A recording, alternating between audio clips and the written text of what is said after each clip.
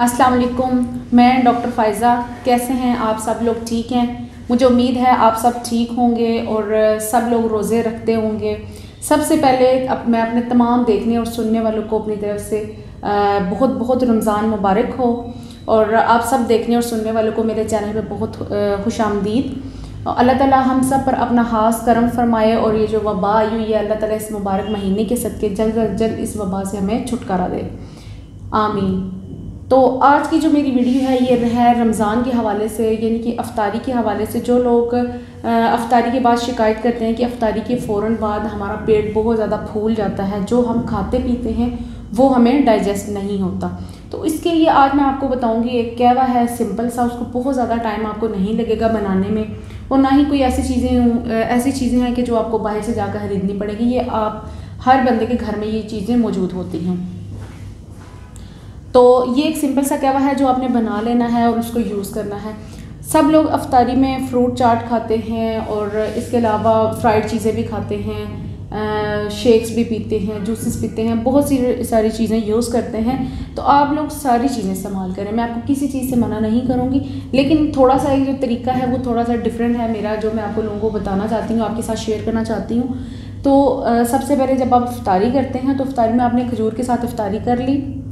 उसके साथ आप कोई अगर जूस बनाया हुआ है या कोई शेक बनाया हुआ है आप वो पी लें, कोई इशू नहीं, आप एक गिलास पी लें, इससे ज़्यादा आपने फ़ौरन नहीं पीना। और उसके बाद सबसे बड़ी गलती जो आप लोग या काफ़ी सारे लोग करते हैं वो ये है कि आपने खजूर खाई, खजूर खाने के बाद जूस या शेक जो भी है वो पी लिए, उसके फ़ौरन बाद लोग क्या करते हैं, जो भी फ्राइड चीज़ हो, चाहे घर में पकोड़े हैं, समोसे हैं, कचौरियाँ, किसी भी किस्म की कोई चीज़ फ्राइड है, लोग सबसे बड़ी गलती ये करते हैं कि वो खाना शुरू कर देते हैं, फ्राइड चीज़ें पहले खा लेते हैं। ये गलती आपने नहीं करनी। आप खाएं, मैं आपको बिल्कुल मना नहीं करती हूँ कि आप लोग ये ना खाएं आप लोग, लेकिन आप लोगों ने क्या करना है, पहले जैसा कि मैंने आपको बताया, एक खजूर से आपने इफ्तारी कर ली, क्योंकि खजूर में इतनी ताकत मौजूद होती है। जब आप खजूर से इफ्तारी करते हैं तो फ़ौरन आप में एनर्जी जो है वो बहाल होना शुरू हो जाती है। उसके साथ आपने एक गिलास जूस का पी लिया या कोई भी शेक वगैरह आपने बनाया हुआ है, नींबू पानी, कुछ भी जो भी है वो आपने पी लिया।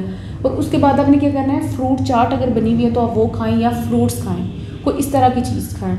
फिर आप नमाज मगरिब अदा करें। उसके बाद आप तकरीबन 10-15 मिनट के वक्फे के बाद आप कोई भी फ्राइड चीज़ खा लें तो वो आपको नुकसान नहीं देगी, और वो जब आप खाएंगे तो उससे आपका पेट जो है वो नहीं फूलेगा, आपका जो डाइजेस्टिव सिस्टम है वो ख़राब नहीं होगा। क्योंकि आपको पता है पूरा महीना आपने रमज़ान है, पूरा महीना आप सब ने रोज़े रखने हैं। जब आप लोग पहले या दूसरे तीसरे रोज़े में ये गलती करते हैं तो उसके बाद अक्सर लोगों की तबीयत ख़राब हो जाती है, मैदा जो है वो ख़राब हो जाता है, जिसकी वजह से बाकी जो है वो रोज़े रखना बहुत मुश्किल हो जाता है, क्योंकि तबीयत इतनी ख़राब हो जाती है, बंदा रोज़े रख नहीं सकता फिर।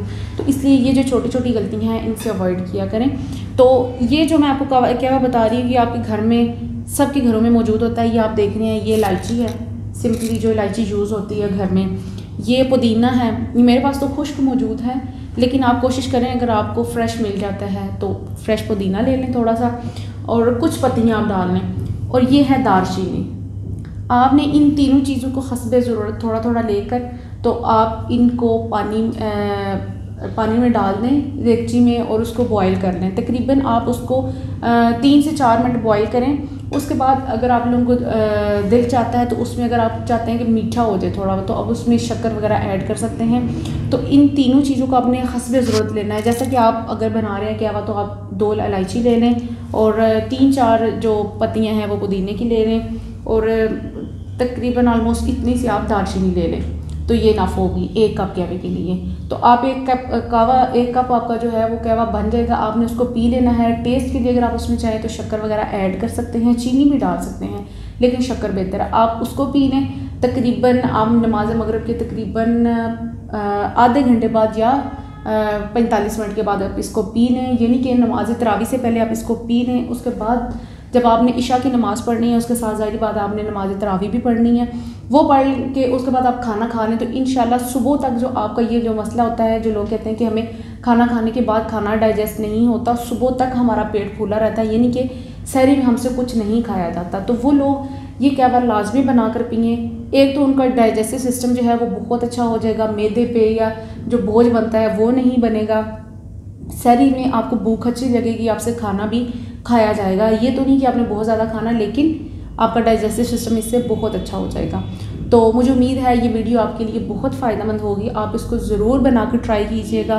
तो अगर आपको ये मेरी वीडियो पसंद आई है तो इसको लाइक और शेयर ज़रूर करें, और साथ ही साथ मेरे चैनल को भी सब्सक्राइब कर दें ताकि मेरी आने वाली हर नई वीडियो आप तक पहुँचती रहे। बहुत शुक्रिया, अल्लाह हाफिज़।